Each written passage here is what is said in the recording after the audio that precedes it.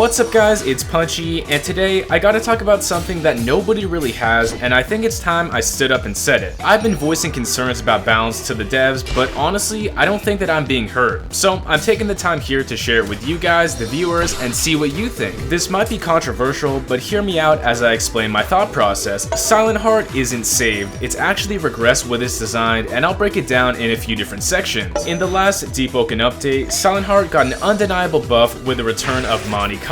Looking at any server, it's clear the player base is split. This Silent Heart move is heavily polarizing. When it comes to balance, some players see Katti as too strong with its posture damage and speed, while others find it very easy to counter and often useless. Strangely, I think both of these are true. That's why Katti is both loved and hated. Regardless of performance, its design is flawed and undermines Silent Heart's identity. With Silent Cascade and old Katti, I've always felt this move is one-dimensional and breaks Deepwoken combat. Katti is a multi-hit teleport that realistically has only one way to land against a skilled player. In combos, Katti has a long windup and can be cancelled by swinging through, so it's useless. From neutral, it's easy to defend since players can just parry spam if they know it's coming. Sure, it can land off a guard break or interrupt players, but so can anything else. What I really want to highlight is its roll-catching potential and why that makes it so strong. For the players who say this move is easy to defend, I mean, they're kinda right. It usually only lands after a roll, but that's exactly where it excels. Once somebody dodges, Katti instantly teleports to them, forcing damage. If caught near the end of this move, they might block a few hits, but for most of the time, it snipes rolls cleanly and does a ton of damage. But outside of that, this move is rarely gonna land. The fact it's both situational and predictable might sound fine, but to me, it's just boring because there's only one way to confirm this, only one way to defend it, and that's just not what I want to see. With Silent Cascade, both players get clear audio and visual cues when Katti is charged, so everybody knows it's coming. The Silent Heart stops everything they're doing and tries to bait out a roll, while the enemy tries not to get caught lacking. Instead of adding combo routes, extensions, or mix-up, Katti turns fights into a roll bait survival and everybody just has to react. It's kinda boring and slows everything down. It gives the user another option, but overall with both players, it limits combat interactions. Outside of sliding during activation or moving beforehand, Katti has no real flexibility. It always teleports the same way, locking both players into an unskippable cutscene, so defend it or not, players hated it because it felt spammy and dragged out with its super long animation, and that issue still remains. In summary, I'm not criticizing the actual balance of Katti itself, I just think it's boring, samey, one-dimensional playstyle takes away from playing as and fighting against the Silent Heart oath. It might be good, it might be bad, but overall, I think it's limiting. This section's shorter, but it kinda raises the big question, why was Katti added back? It doesn't fit Silent Heart's kit, nor does it use other abilities or even flow state. The move feels random, acting independently from everything else, and yeah, it just exists. Sure, it can be good on Silent Heart, but what synergy does it really have? Get ready for this truth nuke, it's kinda insane to me. It's funny that Katti, a controversial new ability, was only added back to the oath because of a resistance nerf. The talent Return to the Dark Ages was deleted, and Katti filled the gap. But why would you ever add a busted move just because a resistance talent got nerfed? It makes no sense, and there's no correlation. You'd have to ask Agamatsu, the developer that put it in place. I think that's a ridiculous justification, and if you wanted to buff mantra resistance, dread stacks already resist elements, and they already exist. So whatever you think, if it's good or bad, everyone can agree that this was not an equivalent exchange, it was an overreaction.